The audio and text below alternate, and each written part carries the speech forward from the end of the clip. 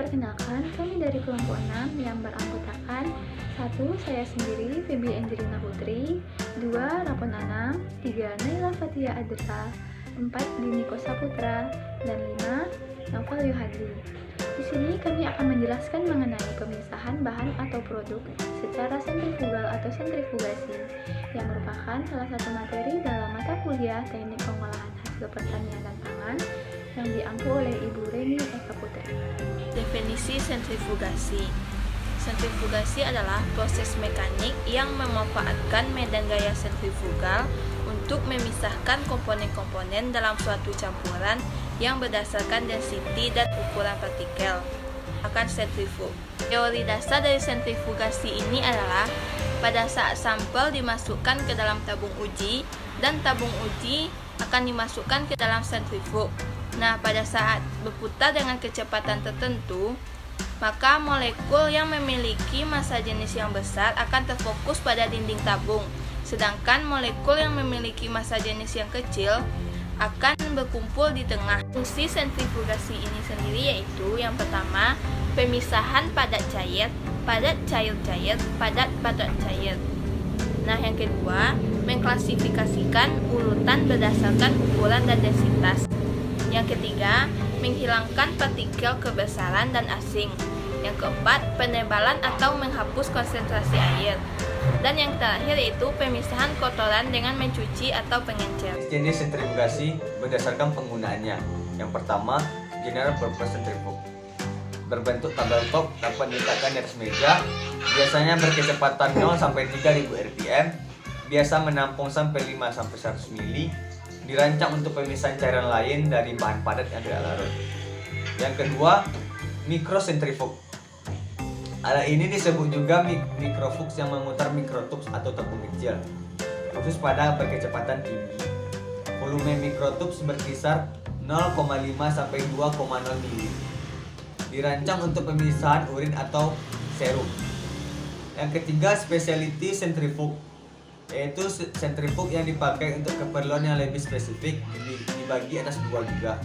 Yang pertama, sentrifuge microhematocrit, merupakan variasi dari microcentrifuge yang dapat menampung sampel kapiler untuk pengukuran volume hematokrit pak sel.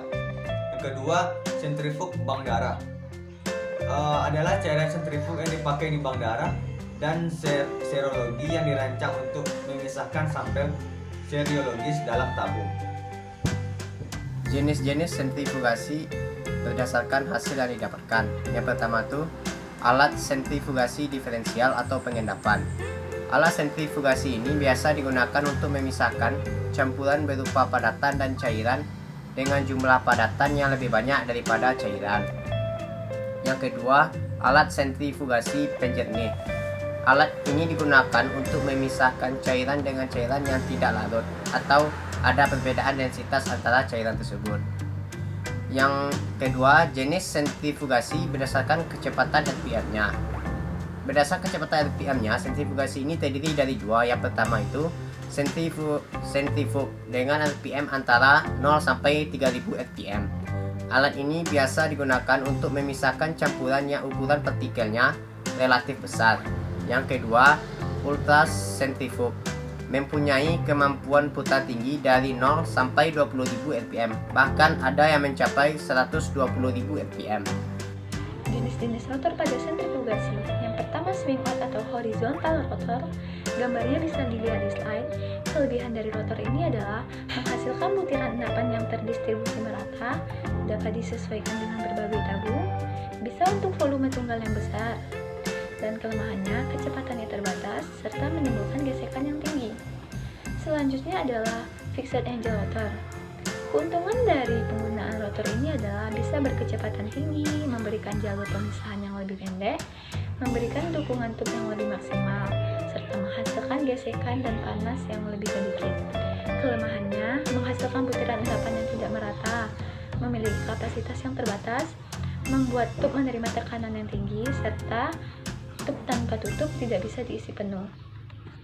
Penggunaan sentrifugasi biasanya dapat ditemui pada pemisahan bubuk kapur dengan air, pemisahan komponen urin dalam darah pada analisis forensik, kemudian pemisahan air dan minyak untuk analisa mutu pada pabrik kelapa sawit, serta pemisahan susu menjadi susu krim dan susu skim. Sekian presentasi dari kelompok kami, mohon maaf apabila ada kekurangan, dan terima kasih untuk perhatiannya. Kami akhiri, wabillahi taufiq wal hidayah. Wassalamualaikum warahmatullahi wabarakatuh.